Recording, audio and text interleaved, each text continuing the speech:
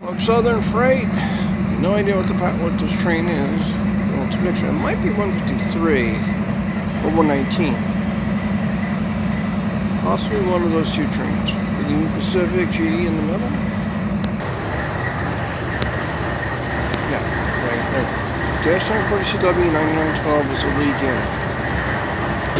7901 Union Pacific GE is the second unit. See what it is. Apparently it's an ES44 or 45. All the emissions information. No builder's date. That's kind of weird. No builder's plate, I should say, on the vehicle, on the locomotive. And AC to DC, AC44C6M 4090. This is the 91st rebuilt dash 940CW, 44CW, whatever it was. Actually, it was a standard cab dash 9, many of them.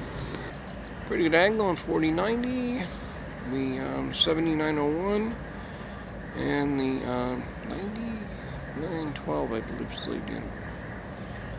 But side down, because only the lead unit from dash 940CW is running. And I'm just surprised no locomotive ID on the Union Pacific unit. But, as I said, it's a mixed freight. I guess either 119 or 153. So I would guess it could be 173 also, but I don't think so. It's either probably 119, considering what time of day it is. I was surprised it's tied down, but of course it's not a container train like 212 or 211 or any of those trains. Anyway. Interesting city power here, all GEs. The other odd thing, there's a number really right beneath the 7 right there is the locomotive identification. There's none whatsoever on this unit. Really enjoy the paint. Really like that paint scheme though. Really,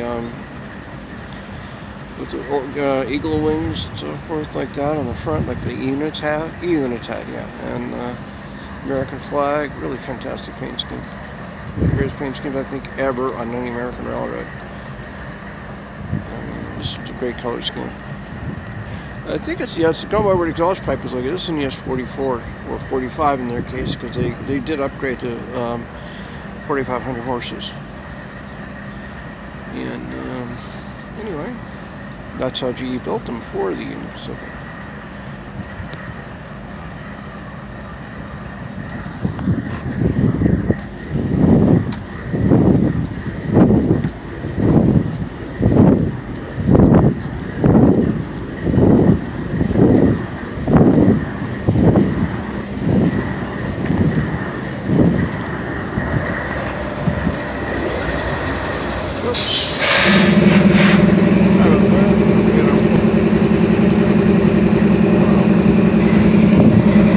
This is 9912, the only locomotive operating